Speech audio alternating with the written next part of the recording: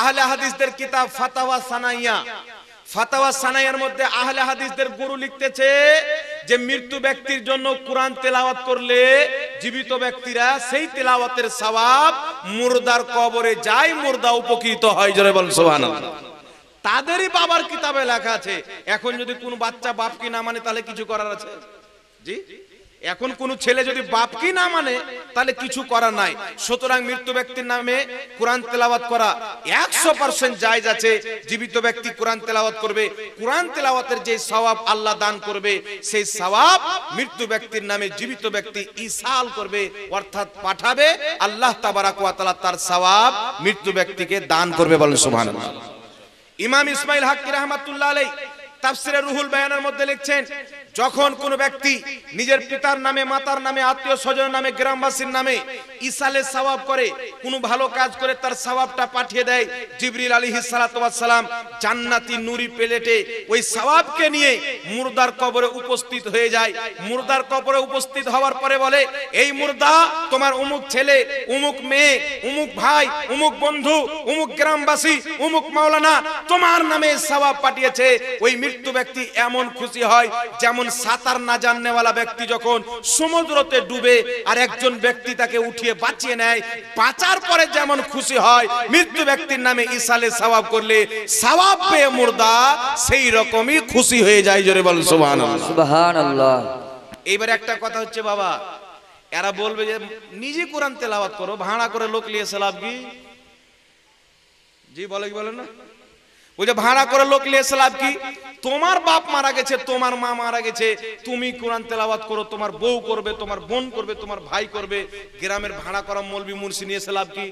আমরা সকলে জানি যুগ যুগ থেকে আমাদের সমাজে, আমাদের এলাকাতে, সারা পৃথিবীতে মানুষ যখন মারা যায় তো মৃত্যু ব্যক্তির জন্য আমাদের দেশের মানুষ 4 দিনে, 5 দিনে, 40 দিনে যে যখন পারে ইসালে সওয়াবের ব্যবস্থা করে। আগে বুঝতে হবে যে ইসালে সওয়াব কাকে বলে। সওয়াব মানে হচ্ছে নেকি, ইসাল মানে হচ্ছে পাঠানো। ইসালে সওয়াব অর্থাৎ জীবিত ব্যক্তি যখন নিজের ভালো কর্মের সওয়াব, নেকি মৃত্যু ব্যক্তির নামে পাঠায় তাকে বলা হয় ইসালে সওয়াব। যেমন আপনারা বসে আছেন, আমি আপনাদের সকলের জন্য দোয়া করি যেন আল্লাহ পাক যাদের পিতামাতা ইন্তিকাল করেছেন সকলের পিতামাতাকে আল্লাহ পাক যেন জান্নাতবাসী করেন। এটা একটা ইসালে সওয়াব। আমি আল্লাহ তাবারাক ওয়া তাআলার রাস্তাতে কিছু পয়সা দান করলাম, নিয়ত আছে আল্লাহ আমি এই পয়সা দান করলাম, এর সওয়াব তুমি আমার মা বাপের কবরে পৌঁছে দিও, আমার নানা নানি, দাদা দাদি, আত্মীয় স্বজনের নামে পৌঁছে দিও। নেকি করার কাজ আমাদের, পৌঁছানোর কাজ হচ্ছে আল্লাহ পাকের। বলেন সুবহানাল্লাহ। এখন দেখতে হবে বিরাদর ইসলাম, বর্তমান জামানাতে সমাজের মধ্যে কিছু লোক দেখতে পাওয়া যায়, তিনাদের বক্তব্য হলো যে মানুষ যদি মারা যায় তো মরা গরু কি আর চারা খায়? মানুষ মরে গেল, শেষ হয়ে গেল, সে নিজে কোরআন পাঠ করেনি, সে নিজে নামাজ পড়েনি, নিজে তেলাওয়াত করেনি, ওর জন্য কোরআন পাঠ করে লাভটা কি? এই প্রশ্নটা কিন্তু করে বাবা। আচ্ছা, যারা এই প্রশ্ন করে যে যেই লোকটা নিজে কোরআন তেলাওয়াত করেনি তার নামে কোরআন তেলাওয়াত করে লাভ কি? তাহলে আমি তাদেরকে বলবো, যেই লোকটা জানাজার নামাজ জীবনে পড়েনি, লোকটা মুসলমান, যদি মারা যায় ওই লোকটার জানাজা পড়া হবে না বিনা জানাজাতে দাফন করা হবে? আপনারা মশলাটা তো জানেন। একটা লোক জীবনে কাউরির জানাজার নামাজ পড়েনি, লোকটা কিন্তু মুসলমান, তাহলে ওই লোকটা যদি মারা যায় তাহলে গ্রামের লোক কি বলবে? যে ও কাউরির জানাজা পড়েনি, তো ওর জানাজা পড়ে লাভ কি? তাহলে আশপাশের লোক সবাই বলবে কি, পাড়া প্রতিবেশী গ্রামবাসীর লোকেরা বলবো যে এই লোক, এদের সমাজের লোক হচ্ছে মূর্খ জাহিল। বুঝে কেন? বুঝে ও না হলে ভুল করেছে, তুই কোন দিমাগওয়ালা যে ডবল ভুল করছিস? বুঝতে পারছেন কথা আমার? তো কেউ যদি ভুল করে তাই আমিও ভুল করব, এটা কিন্তু মুসলমানের কর্তব্য না। আমি মারা গেলাম, গ্রামের লোক মরছে, কেউ দোয়া করছেন না, তাই আপনি মারা যাবেন তো লোক বলবে ও যখন করে দোয়া করেনি তা আমরা কেন ওর জন্য দোয়া করব? তো শরীয়ত এটাকে পছন্দ করে না। শরীয়ত কাকে পছন্দ করে? শরীয়ত বলছে কেউ যদি ভুল করে তুমি সবুর করো, কেউ যদি ভুল করে তুমি ক্ষমা করে দাও, কেউ যদি ভুল করে তুমিও ভুল করিও না। এটা আমার নবীর আদর্শ। আর সে করেনি তো আমি কেন করব? এটা নবীর আদর্শ না, এটা বানানো আদর্শ। এখন আপনাদের সম্মুখে দুটি বিষয় আমি ক্লিয়ার করব। আগে একটি বিষয় বুঝতে হবে যে জীবিত ব্যক্তি ভালো আমল করলো, তো জীবিত ব্যক্তির করা আমলের নেকি মৃত্যু ব্যক্তির কবরে কিভাবে যাবে, এটা একটা জানার বিষয় আছে না নাই বাবা? একটি কথা মনে রাখবেন বাবা, সর্বপ্রথম আমরা যে মৃত্যু ব্যক্তির জানাজার নামাজ পড়ি, এই জানাজার নামাজটাও হচ্ছে মৃত্যু ব্যক্তির জন্য এক প্রকারের একটি দোয়া। এই জানাজার নামাজ কমপ্লিট দোয়াও না, কমপ্লিট নামাজও না। কারণ যদি শুধু দোয়া থাকতো তাহলে কিবলার দিকে মুখ করার শর্ত থাকতো না, দাঁড়িয়ে করার শর্ত থাকতো না। যদি শুধু নামাজ থাকতো তাহলে মৃত্যু ব্যক্তির জন্য যে আমরা দোয়া করি না, কি বলেন, রুকু সাজদা হয় কি হয় না নামাজে? রুকু হয়, সাজদা হয়, রুকুও থাকতো সাজদাও থাকতো, কিন্তু রুকুও নাই সাজদাও নাই, তাই কমপ্লিট নামাজও না কমপ্লিট দোয়াও না, মাঝামাঝি বললে চলে। কিন্তু মৃত্যু ব্যক্তির জন্য দোয়া হয় ওর মধ্যে। সুতরাং জানাজার নামাজ যে যখন আমরা মৃত্যু ব্যক্তির নামে দোয়া করি, এর মানে মৃত্যু ব্যক্তির জন্য দোয়া করলে মৃত্যু ব্যক্তি উপকৃত হয়, তার কারণে ইসলামে জানাজার নামাজ রাখা হয়েছে। কথাটা বুঝতে পেরেছেন বাবা? এইবার চলে আসেন, জীবিত ব্যক্তি যদি কোনো ভালো আমল করে তার নেকির সওয়াব মৃত্যু ব্যক্তির নামে ইসাল করে, তাহলে সেই সওয়াব মৃত্যু ব্যক্তির কবরে যাবে কি যাবে না? সর্বপ্রথম আমরা দেখব রাসূলে কায়নাত সাল্লাল্লাহু আলাইহি ওয়া আলিহি ওয়াসাল্লামের হাদিস দেখব যে আমার নবীর জামানাতে কেউ এই রকম কাজ করেছেন না করেননি। সর্বপ্রথম রাসূলে কায়নাত সাল্লাল্লাহু আলাইহি ওয়াসাল্লাম থেকে একটি হাদিস, হাদিসের কিতাবের নাম হচ্ছে আবু দাউদ শরীফ, হাদিসের সনদ হচ্ছে সহিহ। যেই হাদিসকে লামাযহাবিদের গুরু আলবানী পর্যন্ত সহিহ বলেছেন। হাদিসটি কি? বিশ্ববিখ্যাত সাহাবী সাদ বিন আবাদা রাদিয়াল্লাহু তাআলা আনহু, আমার আপনার নবীর সাহাবী, তিনার মা ইন্তেকাল করেছেন, তিনি আমার নবীর দরবারে এসেছেন। আসার পরে বলছেন, ইয়া রাসূলুল্লাহ, ইয়া হাবিবাল্লাহ, আমার মা ইন্তেকাল করেছেন, আমি চাই যে আমার মায়ের নামে কিছু সাদকা করব। ইয়া রাসূলুল্লাহ, এমন কোন জিনিস যেটা আমি সাদকা করলে আমার মা বেশি উপকৃত হবে নিজের কবরে? দয়ার নবী মায়ের নবী বলেছিলেন, তোমার মায়ের জন্য তুমি পানি সাদকা করো। একটু জোরে হবে না সুবহানাল্লাহ? তোমার মায়ের নামে তুমি পানি সাদকা করো, অর্থাৎ পানি দান করো। কারণ রাসূলে কায়নাতের জামানাতে পানির কিল্লাত ছিল, পানির ঘাটতি ছিল, কমতি ছিল। ফলে সাদ বিন আবাদা রাদিয়াল্লাহু তাআলা আনহু নিজের মায়ের নামে একটি কূপ দান করে দিলেন, আর বলা হলো হাদিহি বেরুয়ে উম্মে সাদ, এই কূপটা হচ্ছে সাদের মায়ের জন্য, অর্থাৎ পানি পান করবে পৃথিবীর মুসলমান, সওয়াব পাবে সাদ বিন আবাদার মা। জোরে হবে না সুবহানাল্লাহ? সুবহানাল্লাহ। তাহলে কি বুঝতে পারা গেল বাবা? মানুষ যদি মারা যায় তো মৃত্যু ব্যক্তির নামে যদি কাউকে পানি পান করানো হয়, কোনো পিপাসিত ব্যক্তিকে, তো তাকে পানি পান করার যতটুকু নেকি, ওই নেকি মৃত্যু ব্যক্তির কবরে যায়। এটা সাহাবা এবং নবীর হাদিস দ্বারা প্রমাণিত। তাহলে বলেন তো বাবা, পানিটা খাওয়া হয় কি হয় না? পান করা হয় কি হয় না? কোন দেশে বলে পানি খাও, কোন দেশে বলে পান করো, কিন্তু দুটো আহারের জিনিস তো পানি। তো পানি যখন পান করালে মৃত্যু ব্যক্তির কে সওয়াব যায়, তাহলে খাবার খাওয়ালে যাবে কি যাবে না? এই হাদিস থেকেই স্পষ্ট প্রমাণ। ওই জামানায় পানির কিল্লাত ছিল, সাহাবা মায়ের নামে পানির কূপ দান করেছেন, মানুষ পানি পান করবে, সওয়াব তিনার মায়ের কবরে যাবে। সুতরাং এই হাদিস থেকে প্রমাণ হয় যত রকমের হালাল জিনিস, হালাল খাদ্য, শরীয়তে যে খাদ্য খাওয়া যায়, ওই প্রত্যেক খাদ্যর মাধ্যমে ইসালে সওয়াব করাও জায়েজ আছে। বলেন সুবহানাল্লাহ।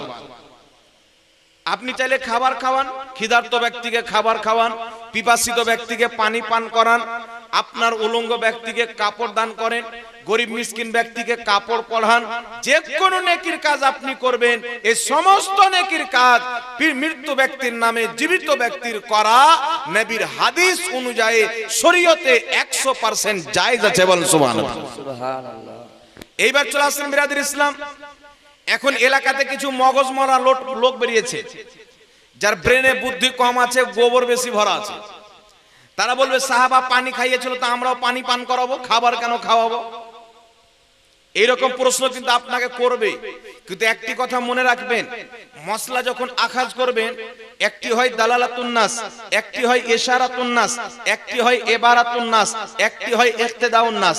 তো এই যে নস চারটা আমি আপনাদের সম্মুখে বললাম, এখানে আপনারা যারা আছেন আমার মনে হয় না এই নস কাকে বলে আপনারা জানেন। তাহলে এই নসকে যদি বুঝে নেয়, যেমন সাহাবায়ে কেরাম মৃত্যু ব্যক্তির নামে পানি পান করালো, তার সওয়াব তিনার মা পেয়ে উপকৃত হবে কবরে। আমার নবী এই স্টাম্প মেরে দিলেন হাদিসে। সুতরাং আপনি যদি খাবার খাওয়ান, তার নেকি আপনার পিতামাতা পাবেন। আপনি যদি পোশাক পরান, তার নেকি আপনার পিতামাতা পাবেন। আপনি আম খাওয়ান, জাম খাওয়ান, যত হালাল খাদ্য আছে আপনার পিতামাতার নামে মানুষজনকে খাওয়া দাওয়া করান, তার সওয়াব আপনার পিতামাতার কবরে আল্লাহ পৌঁছে দিবে। বলেন সুবহানাল্লাহ। সুবহানাল্লাহ। এবার চলে আসেন বিরাদর ইসলাম, দ্বিতীয় নম্বরে একটি হাদিস আপনাকে শোনাই, যে আমরা যে মৃত্যু ব্যক্তির নামে খাওয়া দাওয়া করে আসি, কেউ 4 দিনে, কেউ 40 দিনে। একটি কথা মনে রাখবেন, 4 দিনে করানোর একটি কারণ হচ্ছে, মৃত্যু ব্যক্তি যখন মারা যায় তো 3 দিন পর্যন্ত মৃত্যু ব্যক্তির জন্য শোক পালন করা জায়েজ। 3 দিন যখন পার হয়ে গেল, শোক পালন করা নাজায়েজ হয়ে গেল। আপনার বাড়িতে কোনো মানুষ মারা গেছে, 3 দিন পর্যন্ত আপনি শোক পালন করতে পারেন। 3 দিন যখন পারিয়ে যাবে, আপনার প্রতি শোক পালন করা অবৈধ হয়ে যাবে, নাজায়েজ হয়ে যাবে। সুতরাং 3 দিন পর আমরা শোক থেকে বেরিয়ে যেমনই 4 দিনে পড়লাম, মৃত্যু ব্যক্তির জন্য ইসালে সওয়াবের ব্যবস্থা করলাম। আপনি 4 দিনে করেন, 5 দিনে করেন, 6 দিনে করেন, 40 দিনে করেন, 20 দিনে করেন, কোনো অসুবিধা নাই। কিন্তু কিছু লোক আছে বলছে যেই দিন করবে ওই দিনই হবে, তো আমি ডেট কেন নির্ধারিত করে করব? বুঝে, ডেট যদি নির্ধারিত করা হয় তাহলে বিদআত হয়ে যাবে। কিন্তু পৃথিবীর ইসলামের কোনো স্কলার এই কথা বলেননি যে কোনো ভালো কাজে, জায়েজ কাজে যদি তুমি ডেট ফিক্স করো তাহলে জিনিসটা নাজায়েজ হয়ে যাবে। এটা ইসলামের ফতোয়া না, এটা হচ্ছে শয়তানি ফতোয়া। ইসলামী ফতোয়া কি? আমরা 2 জন বন্ধু আছি, একজন বন্ধু নিয়ত করেছে আমি 4 দিন পরে অমুক দোকান থেকে মোবাইল চুরি করব। আরেকজন বন্ধু নিয়ত করেছে যে আমি আগামী বছর হজের মাসে হজ করতে যাব। তো আল্লাহ তাবারাক ওয়া তাআলা ফেরেশতাকে বলছেন, ফেরেশতা যখন নেকি করার নিয়ত করেছে তুমি একটা নেকি লিখে দাও। যখন করবে তার নেকি তখন লিখবে, কিন্তু এখন আগে একটা লিখে দাও। যেই ব্যক্তি ভালো কাজের নিয়ত করে সঙ্গে সঙ্গে একটা নেকি আল্লাহ লিখে দেয়। বলেন সুবহানাল্লাহ। আর এইদিকে চোর চুরি করবে 4 দিন পর, ফেরেশতা বলছে আল্লাহ যেই ব্যক্তি নেক কাজের নিয়ত করেছিল একটা নেকি তো লিখে দিলাম, কিন্তু যেই ব্যক্তি গুনার নিয়ত করেছে একটা গুনাহ লিখে দি। আল্লাহ বলছে দাঁড়া, যতক্ষণ পর্যন্ত গুনাহ না করে নিবে ততক্ষণ পর্যন্ত গুনাহ লিখবে না। কারণ হতে পারে আমি আল্লাহ তার চুরি করার পূর্বে তাকে হেদায়েত দিয়ে দিই চুরি না করে। বুঝতে পেরেছেন? তো যদি কোনো বান্দা নেকির কাজে নিয়ত করলো আগামী বছর হজ করতে যাব, 1 টাকা দান করব বা অমুক কিছু করব, কিন্তু ওই ডেটটা আসলো কাজটা করলো না, তো ফেরেশতা বলছেন নেকিটা মিটিয়ে দি। আল্লাহ বলছে আমি যেটা দিয়ে দিই, মিটাবের প্রয়োজন নাই। আর এইদিকে গুনার নিয়ত করেছে, গুনাহ করতে গেল করলো না, তার গুনাহ লেখা হলো না। যখন করে ফেলবে তারপরে গুনাহ লেখা হবে। তাহলে ডেট করাতে, নিয়ত করাতে লাভ আছে না নাই বাবা? এখন কোন ব্যক্তি যারা বলে ডেট করা যাবে না, আমি এটা চ্যালেঞ্জ করে বলি বিনা ডেট করে পৃথিবীতে কিছু করা যাবে না। আমার নবীর হাদিস পড়েন, সাহাবার হাদিস পড়েন।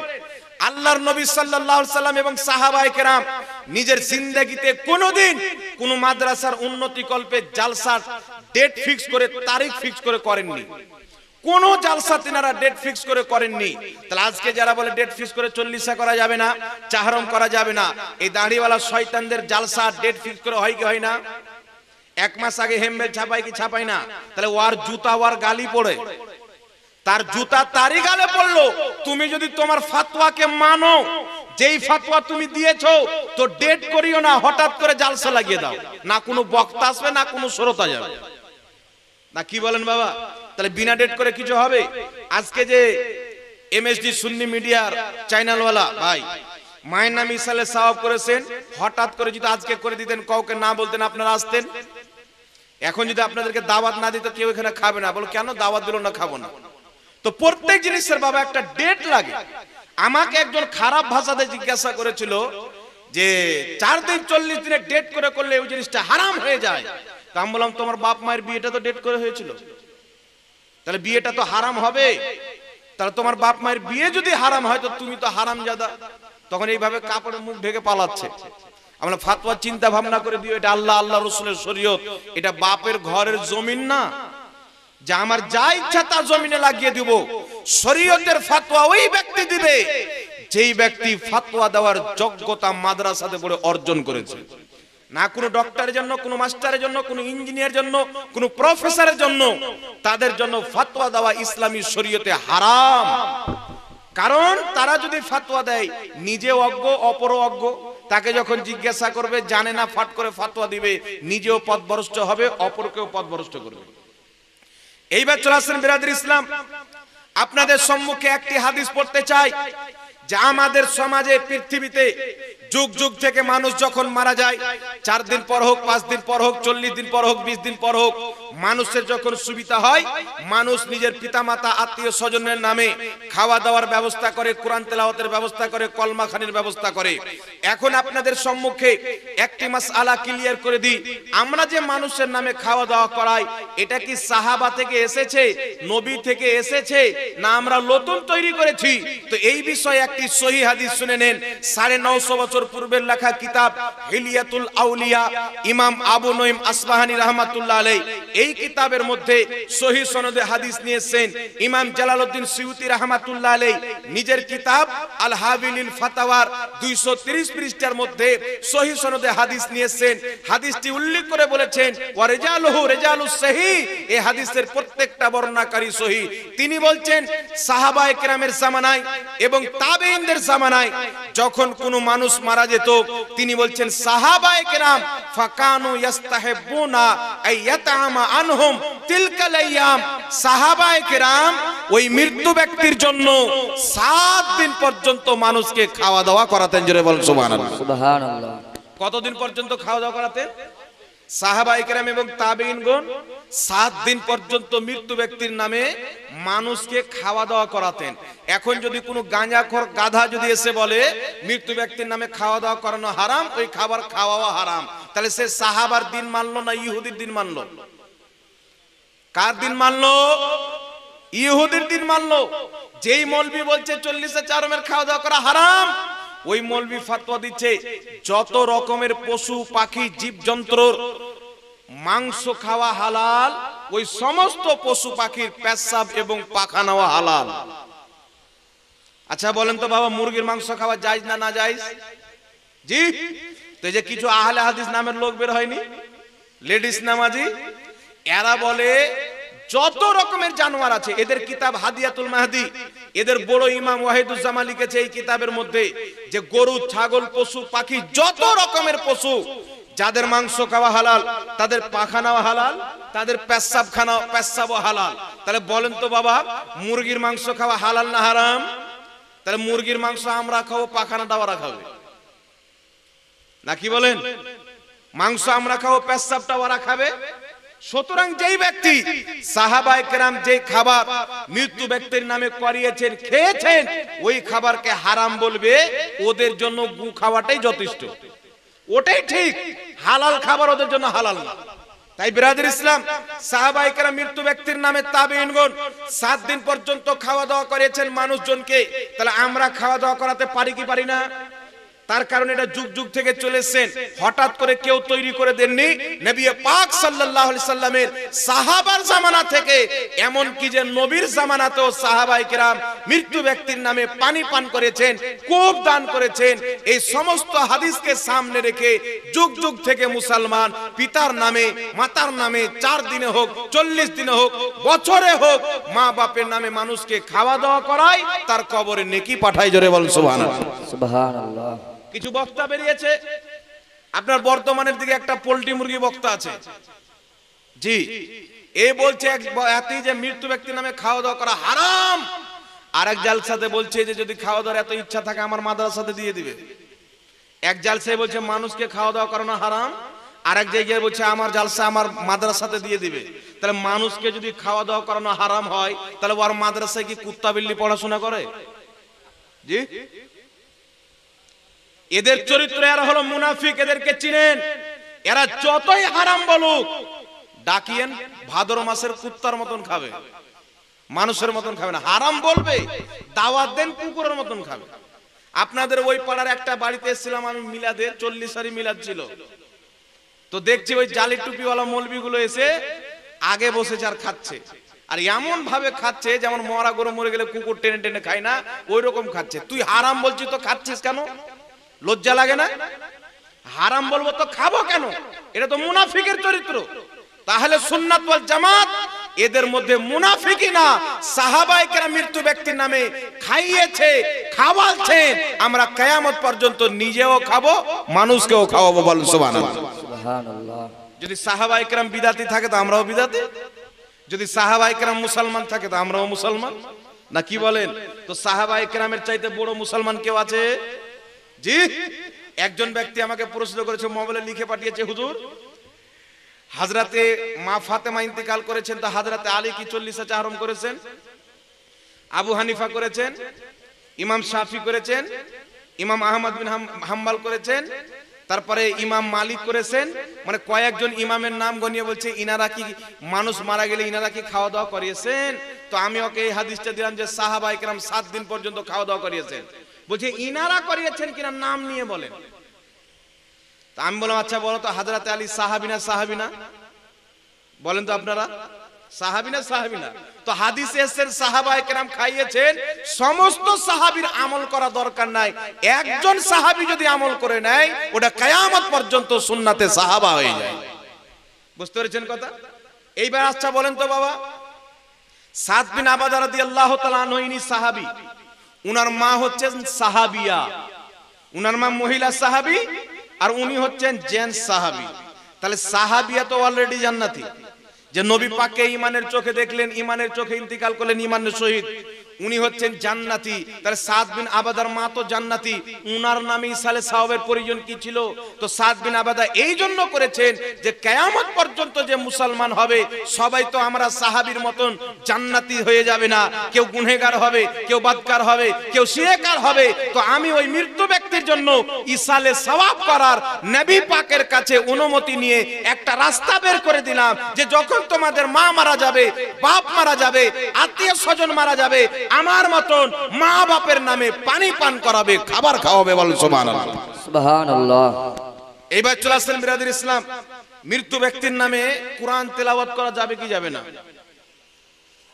একটা প্রশ্ন এসেছে, একটু পরে উত্তর দিচ্ছি, আরো যদি করে প্রশ্ন থাকে ফাটাফাট দিয়ে দিই। মৃত্যু ব্যক্তির নামে কোরআন খানি করা যাবে কিনা, কলমা খানি করা যাবে কি যাবে না, একটু লক্ষ্য করে শুনতে হবে বাবা। আচ্ছা বলেন তো, আল্লাহর মাখলুকে সর্বশ্রেষ্ঠ কারা? গাছ আল্লাহর সৃষ্টি, পশু আল্লাহর সৃষ্টি, চন্দ্র সূর্য আল্লাহর সৃষ্টি, সারা পৃথিবী আল্লাহর সৃষ্টি। আল্লাহর সৃষ্টির সেরা কারা? মানব জাতি। আশরাফুল মাখলুকাত কারা? আমরা আপনারা মানব জাতি। চাঁদ চাইতে উত্তম, সূর্য চাইতে উত্তম, পশু পাখি চাইতে উত্তম, গাছ গাছালি চাইতে উত্তম। অর্থাৎ আল্লাহর সৃষ্টিতে সর্বশ্রেষ্ঠ হচ্ছে মানব জাতি, তাই না? কথা ক্লিয়ার তো? No doubt. এইবার আমার দিকে ধ্যান দেন, আল্লাহর সৃষ্টিতে সর্বশ্রেষ্ঠ হচ্ছে মানুষ। একটি হাদিস আপনাদেরকে শোনাচ্ছি, তিরমিজি শরীফের মধ্যে হাদিস, বুখারীর মধ্যেও সম্ভবত হাদিসটি রয়েছে। হাদিসটি একেবারে সহিহ, আজ পর্যন্ত কেউ এই হাদিসকে দুর্বল বলেনি, সবাই সহিহ মানে। হাদিসটি কি? আমার আপনার নবী সাল্লাল্লাহু আলাইহি সাল্লাম একটি রাস্তা দিয়ে চলছেন, চলতে চলতে হঠাৎ করে এক জায়গায় দাঁড়ালেন যেখানে দুটি কবর ছিল। দয়ার নবী মায়ের নবী বললেন, এই দুটি কবরে আযাব হচ্ছে। সাহাবায়ে কেরাম বললেন, ইয়া রাসূলুল্লাহ, ইয়া হাবিবাল্লাহ, কি কারণে আযাব হচ্ছে? দয়ার নবী মায়ের নবী বললেন, একজন পেশাবের ছিটা থেকে বাঁচছিল না, আরেকজন ব্যক্তি এক অপরের চুগলি করত, তার কারণে দুইজনের কবরে আযাব হচ্ছে। এখানে কটা জিনিস প্রমাণ হলো বাবা? সাহাবা বলছেন, হুজুর কি কারণে আযাব হচ্ছে? কবরে আযাব হচ্ছে এটাও আমার নবী জানেন, কি কারণে আযাব হচ্ছে এটাও আমার নবী জানেন। জোরে বলেন সুবহানাল্লাহ। এবার চলে আসেন বিরাদ ইসলাম, বলেন তো কবরের মধ্যে যে আযাব হচ্ছে এটা গায়েবের খবর না প্রকাশ্য খবর? গায়েব না? কি কারণে আযাব হচ্ছে এটাও গায়েব। তো আমার নবী এখনো যদি কেউ বলে যে গায়েব জান না, তাহলে ওর মতন ছাগল কেউ আছে দুনিয়াতে? গায়েব না জানলে তো ও নবী হতে পারে না। গায়েব নবী হওয়ার জন্য গায়েব জানা শর্ত। গায়েব যদি না জানে তো ও নবী হতে পারে না। আর নবী শব্দের আবেদানিক অর্থই হলো গায়েবের সংবাদদাতা। বলেন সুবহানাল্লাহ। দয়ার নবী মায়ের নবী বললেন, দুটি কারণে আযাব হচ্ছে। একজন পেশাবের ছিটা থেকে বাঁচছিল না, আরেকজন ব্যক্তি চুগলি করত, তার কারণে তাদের কবরে আযাব হচ্ছে।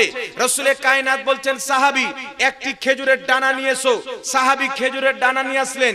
আমার আপনার নবী দুই ভাগে বিভক্ত করে দুটি কবরে রেখে বললেন, যতদিন পর্যন্ত এই খেজুরের ডানা পাতা কাঁচা থাকবে ততদিন পর্যন্ত এদের কবরের আযাবে কমতি থাকবে। জোরে বল সুবহানাল্লাহ। সুবহানাল্লাহ। আমার আপনার নবী যদি দোয়া করে দিতেন, আল্লাহ এদের গুনাহ মাফ করে জান্নাতি করে দাও, তাহলে চিরস্থায়ী জান্নাতি হয়ে যেতেন। কিন্তু আমার আপনার নবী বললেন, যতদিন পর্যন্ত এই খেজুরের ডানা কাঁচা থাকবে ততদিন পর্যন্ত তাদের আযাবে কমতি থাকবে। কারণ কি? ইমাম বদরুদ্দিন আইনি রাহমাতুল্লাহ আলাইহি বুখারী শরীফের সারা উমদাতুল কারীর মধ্যে বলেছেন, কারণ হচ্ছে যে এই যে খেজুরের ডানা যতদিন পর্যন্ত কাঁচা থাকবে আল্লাহর তাসবিহ পাঠ করবে, তার পাঠ করা তাসবিহর সওয়াব মুর্দা কবরে পাবে, ফলে মুর্দার কবরের আযাবে আল্লাহ কমতি করে দিবে। জোরে বলেন সুবহানাল্লাহ। কি করে দিবে? কমতি করে দিবে। তাই আল্লাহ পাক কোরআনে বলছেন, সাব্বাহা লিল্লাহি মা ফিস সামাওয়াতি ওয়াল আরদ, জমিন আসমানে যা কিছু আছে আমি আল্লাহর তাসবিহ পাঠ করে। তাহলে কি বুঝতে পারলেন? যদি একটা খেজুরের ডানা, খেজুরের পাতার তাসবিহ পাঠ করাতে মৃত্যু ব্যক্তির কবর আযাবে কমতি হয়ে যায়, আশরাফুল মাখলুকাত কলমা পাঠ করবে, তাসবিহ তাহলিল পাঠ করবে, যাকে কলমা খানি বলা হয়, তারা আল্লাহর কলমা পাঠ করবে। মানব জাতির পাঠ করা কলমার সওয়াব মৃত্যু ব্যক্তির কবরে যাবে, ফলে মৃত্যু ব্যক্তির আযাব আল্লাহ বন্ধ করে দিবে। বল সুবহানাল্লাহ। সুবহানাল্লাহ। আর একটু জোরে হবে না সুবহানাল্লাহ? সুবহানাল্লাহ। এই জন্য বদরুদ্দিন আইনি বলেছেন, যখন গাছের পাতার তাসবিহ পাঠ করাতে মুর্দার কবর আযাবে কমতি হয়ে যায়, তো মানুষ যখন তাসবিহ পাঠ করবে, কোরআন তেলাওয়াত করবে, মৃত্যু ব্যক্তির কবর আযাবে অবশ্যই আল্লাহ কমতি করবে। জোরে বলেন সুবহানাল্লাহ। তাই ইমাম বদরুদ্দিন আইনি এই হাদিসের সারাতে বলেছেন, সুতরাং যেই ব্যক্তি কবর জিয়ারত করতে যাবে, কবরে গিয়ে কোরআন তেলাওয়াত করা হচ্ছে মুস্তাহাব নেকির কাজ। একটু জোরে বলতে হবে সুবহানাল্লাহ। সুবহানাল্লাহ। একটি হাদিস আর আপনাকে শুনিয়ে দিই। হাদিসের কিতাবের নাম হচ্ছে মাজমাউজ জাওয়াইদ, লেখকের নাম হচ্ছে ইমাম হাইসামি রাহমাতুল্লাহ আলাইহি। ইমাম হাইসামি রাহমাতুল্লাহ আলাইহি হাদিসটিকে উল্লেখ করে সহিহ বলেছেন। হাদিসটি কি? বিশ্ববিখ্যাত তাবেঈ হযরতে লজলজ রাহমাতুল্লাহ আলাইহি তিনার পিতা থেকে বর্ণনা করছেন। তিনি বলছেন, আমার পিতা যখন ইন্তিকাল করবেন, তিনার পিতা হচ্ছে সাহাবী, তিনি যখন ইন্তিকাল করবেন বলছেন, আমার পিতা আমাকে নসিহত করলো, বেটা আমি যখন মারা যাব আমার কবরের পাশে মাথার সাইডে সূরা বাকারা পাঠ করবে, এটা আমি নবী পাক থেকে শুনেছি। জোরে বলেন সুবহানাল্লাহ। অর্থাৎ আমার নবী বলেছেন যে মৃত্যু ব্যক্তির কবরের পাশে গিয়ে তোমরা সূরা বাকারা পাঠ করবে। আরেকটি হাদিসের মধ্যে আছে, মৃত্যু ব্যক্তির কদমের দিকে সূরা বাকারার শুরু অংশ আর মৃত্যু ব্যক্তির মাথার সাইডে সূরা বাকারার শেষ অংশ পাঠ করবে। এটা সহিহ হাদিস দ্বারা প্রমাণিত যে মৃত্যু ব্যক্তির জন্য কোরআন তেলাওয়াত করা এবং কবরে জিয়ারত করতে গিয়ে কোরআন তেলাওয়াত করা, এটা সুন্নাতে সাহাবা, আমার নবীর মারফু হাদিস দ্বারা প্রমাণিত। জোরে বল সুবহানাল্লাহ। সুবহানাল্লাহ। এইবার চলে আসেন বিরাদর ইসলাম, আনসার সাহাবায়ে কেরাম ছিলেন। আনসার সাহাবার জামানাতে যখনই কোনো ব্যক্তি মারা যেত, আনসার সাহাবায়ে কেরাম ওই মৃত্যু ব্যক্তির কবরের পাশে গিয়ে কোরআন তেলাওয়াত করতেন। তাহলে সাহাবায়ে কেরামের চাইতে এখন কিছু দাড়িওয়ালা ঘুমটাওয়ালা ইহুদি মৌলবি বেরিয়েছে, তারা বলতে চায় যে কবরে গিয়ে কোরআন তেলাওয়াত করা যাবে না, মৃত্যু ব্যক্তির নামে কোরআন পাঠ করা যাবে না। আল্লাহর কসম খেয়ে বলি ব্রাদার ইসলাম, এটা নবীর দিন না, এটা সাহাবার শরীয়ত না, এটা ইহুদির শরীয়ত প্রচার করে।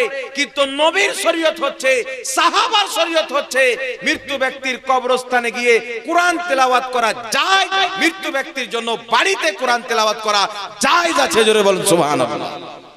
এইবার চলে আসেন ব্রাদার ইসলাম, আমি আপনাদের সম্মুখে একটি ফুকাহে কেরামের ফতোয়া শোনাই। ইমাম ইবনে কুদামা রাহমাতুল্লাহ আলাইহি, যিনাকে সবাই ইমাম মানেন, যিনার কিতাব আল মুগনি সৌদি আরবের মুফতিরা পড়ে ফতোয়া দেয়। এই কিতাবের মধ্যে লিখেছেন ইজমাউল মুসলিমিন, প্রত্যেক মুসলমানের ঐক্যমত ইজমা রয়েছে যে মৃত্যু ব্যক্তির নামে যদি জীবিত ব্যক্তি কোরআন তেলাওয়াত করে তো ওই মৃত্যু ব্যক্তি ওই কোরআন তেলাওয়াতের সওয়াব পায়, ফলে তার আযাবে আল্লাহ কমতি করে দেয়। একটু জোরে হবে না সুবহানাল্লাহ? সুবহানাল্লাহ। ইমাম ইবনে কুদামা 700-800 বছর পূর্বে লিখছেন যে সমস্ত মুসলমানের ইজমা আছেন, আর তিনি বলছেন যুগ যুগ থেকে মুসলমান শহরের হোক, দিহাতের হোক, কাসবার হোক, গ্রামের হোক, যেখানকারই হোক না কেন, তারা মৃত্যু ব্যক্তির নামে কোরআন তেলাওয়াত করে। জোরে বল সুবহানাল্লাহ। মানুষকে ডেকে। এইবার চলে আসেন ব্রাদার ইসলাম, বর্তমান জামানায় কিছু লামাযহাবী বেরিয়েছে, তারা বলে মৃত্যু ব্যক্তির নামে কোরআন তেলাওয়াত করা যাবে না। এদের দলিল কিছু নাই। মৃত্যু ব্যক্তির নামে কোরআন তেলাওয়াত করা যাবে না এই মর্মে একটা যদি দলিল দিতে পারে আমি 5 লক্ষ টাকা পুরস্কার দেব। কিয়ামত পর্যন্ত পারবে না, কিন্তু মৃত্যু ব্যক্তির নামে কোরআন তেলাওয়াত করা যাবে, এটা সাহাবায়ে কেরাম থেকেও সহিহ হাদিস আছে। আমার নবী নিজেই বলেছেন। জোরে বল সুবহানাল্লাহ। নবী পাক বলেছেন তোমরা মৃত্যু ব্যক্তির জন্য কোরআন তেলাওয়াত করবে। এবার চলে আসেন ব্রাদার ইসলাম, একটা চাবি পাওয়া গেছে, করে থাকলে নিয়ে যান মোটরসাইকেলে। এইবার একটু লক্ষ্য করবেন, আহলে হাদিসদের কিতাব ফাতাওয়া সানাইয়া, ফাতাওয়া সানাইয়ার মধ্যে আহলে হাদিসদের গুরু লিখতেছে যে মৃত্যু ব্যক্তির জন্য কোরআন তেলাওয়াত করলে জীবিত ব্যক্তিরা সেই তেলাওয়াতের সওয়াব মুর্দার কবরে যায়, মুর্দা উপকৃত হয়। জোরে বল সুবহানাল্লাহ। তাদেরই বাবার কিতাবে লেখা আছে। এখন যদি কোন বাচ্চা বাপকে না মানে তাহলে কিছু করার আছে? জি, এখন কোন ছেলে যদি বাপকে না মানে তাহলে কিছু করার নাই। সুতরাং মৃত্যু ব্যক্তির নামে কোরআন তেলাওয়াত করা 100% জায়েজ আছে। জীবিত ব্যক্তি কোরআন তেলাওয়াত করবে, কোরআন তেলাওয়াতের যে সওয়াব আল্লাহ দান করবে, সেই সওয়াব মৃত্যু ব্যক্তির নামে জীবিত ব্যক্তি ইসাল করবে, অর্থাৎ পাঠাবে। আল্লাহ তাবারাক ওয়া তাআলা তার সওয়াব মৃত্যু ব্যক্তিকে দান করবে। বলেন সুবহানাল্লাহ। ইমাম ইসমাইল হাক্কি রাহমাতুল্লাহ আলাইহি তাফসিরে রুহুল বায়ানের মধ্যে লিখছেন, যখন কোন ব্যক্তি নিজের পিতার নামে, মাতার নামে, আত্মীয় স্বজনের নামে, গ্রামবাসীর নামে ইসালে সওয়াব করে, কোন ভালো কাজ করে তার সওয়াবটা পাঠিয়ে দেয়, জিবরিল আলাইহিস সালাতু ওয়াস সালাম জান্নাতি নুরি প্লেটে ওই সওয়াবকে নিয়ে মুর্দার কবরে উপস্থিত হয়ে যায়। মুর্দার কবরে উপস্থিত হওয়ার পরে বলে, এই মুর্দা তোমার অমুক ছেলে, অমুক মেয়ে, অমুক ভাই, অমুক বন্ধু, অমুক গ্রামবাসী, অমুক মাওলানা তোমার নামে সওয়াব পাঠিয়েছে। ওই মৃত্যু ব্যক্তি এমন খুশি হয় যেমন সাঁতার না জাননেওয়ালা ব্যক্তি যখন সমুদ্রতে ডুবে আর একজন ব্যক্তি তাকে উঠিয়ে বাঁচিয়ে নেয়, বাঁচার পরে যেমন খুশি হয়, মৃত্যু ব্যক্তির নামে ইসালে সওয়াব করলে সওয়াব পেয়ে মুর্দা সেই রকমই খুশি হয়ে যায়। জোরে বল সুবহানাল্লাহ। সুবহানাল্লাহ। এইবার একটা কথা হচ্ছে বাবা, এরা বলবে যে নিজে কোরআন তেলাওয়াত করো, ভাড়া করে লোক নিয়ে লাভ কি? জি বলে কি বলেন না? ওই যে ভাড়া করে লোক নিয়ে লাভ কি? তোমার বাপ মারা গেছে, তোমার মা মারা গেছে, তুমি কোরআন তেলাওয়াত করো, তোমার বউ করবে, তোমার বোন করবে, তোমার ভাই করবে, গ্রামের ভাড়া করা মৌলবি মুন্সি নিয়ে লাভ কি? ভাড়া করা লোক নিয়ে লাভ কি? আচ্ছা বলেন তো বাবা, যে মৌলবি এই কথা বলছে বা যে লোক বলছে, ওর বাপ মায়ের বিয়েটা কে পড়িয়েছিল? ওই মৌলবিটা ভাড়া করা ছিল না ওর বাপ নিজে পড়িয়েছিল? জি, ভাড়া করা ছিল কি ছিল না? মসজিদের ইমামটা ভাড়া করা না জন্ম দেওয়া বেটা? ভাড়া করেন না? মাদ্রাসার যত শিক্ষক আছে আপনাদের কালোপুরে সবাইকে কি আপনাদেরই ছেলে না ভাড়া দিয়ে নিয়েছেন? যারা বলে ভাড়া করে লোক দিয়ে পড়িয়ে লাভ কি, ও বেটাদের মাদ্রাসায় মৌলবিগুলো কারা? নোট নেই কি নেই না মাসে? তো মসজিদের যে ফরজ নামাজ ইমানের পরে সর্বপ্রথম ফরজ নামাজ, ওই নামাজ বেটা ভাড়া করা ইমাম দিয়ে হয়। তোমার বাপ মায়ের বিয়ে নাম ভাড়া করা ইমাম দিয়ে হয়েছে। তোমার দাদা মরেছে, জানাজা ভাড়া করা ইমাম দিয়ে হয়েছে। আর ইসালের সওয়াব যখন মানুষকে ডেকে করবে তখন তোমার পেটে ব্যথা হয়। তো ইসালের সওয়াব যদি ভাড়া করা লোক দিয়ে হারাম হয়, তাহলে তোমার মা বাপের বিয়েটা 100% হারাম। তাহলে মা বাপের বিয়ে যদি হারাম হয় তো ব্যারাম উঠে যাবে, বাচ্চাটা কি হবে ভেবেলেন আপনি, চিন্তা করেন। তাহলে এইগুলো সব গাঁজাখোরদের ফতোয়া। এক মুসলমান অপর মুসলমানের ভাড়া করা হয় না। আল্লাহ কুরআন পাকে বলেছেন, তোমরা এক অপরের পরহেজগারির কাজে, নেকির কাজে, ভালো কাজে, তাকওয়ার কাজে এক অপরের সহযোগিতা করো। সুতরাং কোন ব্যক্তি মারা গেছেন, তার নামে ইসালে সওয়াব করা, কোরআন তেলাওয়াত করা, দান সাদকা করা, আপনার আরো কিছু ভালো কাজ করা, গরিবকে কাপড় পরিধান করা, এই সমস্ত কাজ হচ্ছে তাকওয়ার কাজ, নেকির কাজ, পরহেজগারির কাজ। আল্লাহ বলেছেন পরহেজগারির কাজে এক অপরের সহযোগিতা করো, অর্থাৎ মুসলমান এক অপরের পর না, বরং এক অপরের আপন ভাই। জোরে বলুন সুবহানাল্লাহ। কুল্লু মুমিনিন ইখওয়া, প্রত্যেক মুমিন ভাই, প্রত্যেক মুসলমান ভাই যাদের ঈমান আছে, যারা আহলে সুন্নাত ওয়াল জামাত। সুতরাং এক মুসলমান অপর মুসলমানের কোনদিন ভাড়া করা লোক হয়। আর যদি হয় তাহলে এই বেটাদেরকে এলান করতে হবে, আমার বাবা মারা গেছে, আমার গোষ্ঠীর লোক বাদে ভাড়া করার লোক যেন জানাজা না পড়তে আসে, না কি বলেন? কালকে ইমাম বাদ দিতে হবে। আর যারা বলে তাদের বাপ মায়ের আবার বিয়ে পড়াতে হবে, কারণ ভাড়া করা মৌলবি পড়িয়েছিল, 500 টাকা দিয়েছিল। আপনাদের জামানায় মনে হয় 100-200 টাকা দিত, নাকি 50 টাকা 100 টাকা দিত। তো টাকা তো বাবা দিয়েছে, ভাড়া তো দিয়েছে। তাহলে যত লোক বলে, যারা নিজেকে দেওবন্দি বলুক আর আহলে হাদিস বলুক, আমি তাদেরকে বলবো, বেটা তোমাদের বাপ মায়ের বিয়েটা পড়িয়ে দাও, তোমাদের ফতোয়া অনুযায়ী বিয়েটা গিয়েও, না কি বলেন? তাহলে বিয়ে যদি গিয়ে হয়ে যায় তাহলে দ্বিতীয়বার পড়াতে হবে কি হবে না? তাহলে এরা যদি বলে ভাড়া করা লোক, তাহলে বলবো মসজিদের ইমামটা কি যত মুসাল্লি আছে সবারের বেটা? টাকা দাও না, বিনা টাকাতে থাকে? তোর মাদ্রাসার মৌলবি কি বিনা টাকাতে থাকে? বলতে পারবেন কি পারবেন না বাবা? জি। তাহলে এরা কত বড় জোলহা দেখেন। ব্রেনে যদি গু ভরা না থাকতো, তাহলে ইসালের সওয়াবের ভাড়া করা লোকের আগে মসজিদটা সাফ করতো। আল্লাহ হেদায়েত দান করুক, সকলে বলুন আল্লাহুম্মা আমিন। এইবার একজন ফোন করে বলছে যে একটা বক্তা বলেছে আপনার এই যে জলঙ্গের দিকে আছে সিস্টার বিমল দাসের বেটা তিরঙ্গা দাস, এ এক জায়গাতে মালদাতে গিয়ে বলেছে, ওর বিপরীতে আমাকে ডেকেছিল জবাব দেওয়ার জন্য।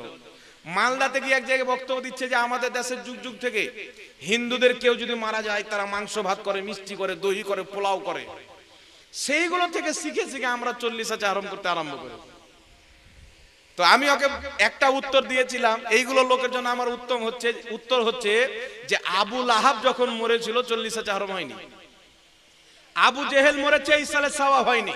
উতবা, সাহেবা, ইয়াজিদ, যত ওয়াহাবি, যত আপনার লামাযহাবিদের গুরু আছে, যত কাফির মারা গেছে, তাদের নামে কোনোদিন কোন ইসালে সওয়াব, দোয়া, খায়ের, খাওয়া দাওয়া, পানি পান করা কিছুই হয়নি। কিন্তু সাহাবায়ে কেরাম যখন মারা গেছেন, অপর সাহাবায়ে কেরাম ওই মৃত্যু সাহাবায়ে কেরামের নামে পানিও পান করিয়েছেন, 7 দিন পর্যন্ত খাবারও খাইয়েছেন। বল সুবহানাল্লাহ। তা তোমরা আবু জেহেলের দল করিও না, তোমরা আবু লাহাবের শরীয়ত মানো করিও না, না কি বলেন? আর হিন্দু যখন যখন তুলনা দিচ্ছ, তো কুত্তা বিল্লি মরলেও তো হয় না, জি? কুকুর মরলে 40 আছে আরম হয়, দোয়া হয়, জানাজা হয়, ছাগল মরলে হয়, যত রকমের পশু পাখি জানোয়ার আছে, এরা মরলে মৃত্যু ব্যক্তির নামে ইসালে সওয়াব হয় না। কিন্তু মানুষ যখন মরে, তার নামে ইসালে সওয়াব হবে। কারণ মানুষের মধ্যে আর জানোয়ারের মধ্যে তফাৎ আছে। মানুষকে নেকির প্রয়োজন আছে, মানুষকে দুয়ার প্রয়োজন আছে, মানুষকে জান্নাতের প্রয়োজন আছে। মানুষ গুনাহ করেছেন, গুনার ক্ষমা করাবার প্রয়োজন আছে। সুতরাং এক মানুষ অপর মানুষের জন্য ইসালে সওয়াবও করতে পারে, দোয়াও করতে পারে। জোরে বলেন সুবহানাল্লাহ। আর একটা কেউ যদি বলে মরা গরু কি আর চেরা খায়, তাহলে একটা বলবে তোর বাপ মা মরলে গরু হয়ে যায়, তোর খাই না। জি, মরা গরু কি আর চারা খায়? তো তোর বাপ মরলে গরু হয়ে যায়, বিল্লি হয়ে যায়, কুত্তা হয়ে যায়, করিস না। আমাদের বাপ মরলে বাপ থাকে, মা মরলে মা থাকে, গরু হয় না, তাই আমাদের চারা খায়। সাহাবা ইকরামের খেয়েছেন, নেকি করেছেন, পাঠিয়েছেন। সাহাবা ইকরাম নেকি যায় তবু তো করেছেন। আর আমার নবী বলেছেন মিশকাত শরীফের মধ্যে হাদিস, মানুষ যখন মারা যায় তাই সমস্ত আমলের দরজা বন্ধ হয়ে যায়, নামাজ রোজা হজ যাকাত সব বন্ধ হয় কি হয় না, কিন্তু তিনটি আমলের দরজা খোলা থাকে। এক নাম্বার, ওই ব্যক্তি যদি কাউকে আলিম বানিয়ে থাকে, মারা গেছেন, ওর বানানো আলিম ব্যক্তি 10 জনকে আলিম করবে, ওই 10 জন আবার 10 জন করে, ওই 10 জন আবার 10 জন করে, কিয়ামত পর্যন্ত তার দেওয়া ইলম বন্টন হতে থাকবে, সওয়াব তার কবরে যেতে থাকবে। দ্বিতীয় নাম্বার, নবী পাক সাল্লাল্লাহু আলাইহি সাল্লাম বলছেন, দ্বিতীয় নাম্বার হচ্ছে সাদকায়ে জারিয়া। মসজিদ তৈরি হয়েছে, মাদ্রাসা তৈরি হয়েছে, আপনি মারা গেছেন, টাকা দিয়ে মসজিদ বানিয়েছেন, যতদিন মসজিদ থাকবে, আপনি মারা গেছেন, আপনার কবরে সওয়াব যেতে থাকবে। আরেকটা হচ্ছে ওয়ালাদুস সালেহ, নেক সন্তান, আপনি মারা গেছেন, আপনার জন্য চোখের পানি ফেলে দোয়া করবে, আপনার নামে দান করবে, আপনার নামে সাদকা করবে, আপনার নামে গরিবকে খাওয়াবে, আপনার নামে মানুষজনকে দাওয়াত দিয়ে খাওয়া দাওয়ার ব্যবস্থা করবে, যারা কোরআন পড়তে জানে তাদেরকে ডেকে কোরআন তেলাওয়াত করাবে, গরিবদেরকে কাপড় পরাবে, আপনার নামে যত নেকির কাজ করবে আপনার ছেলে মেয়ে, সমস্ত নেকি আল্লাহ আপনার কবরে পৌঁছে দিবে। বলেন সুবহানাল্লাহ।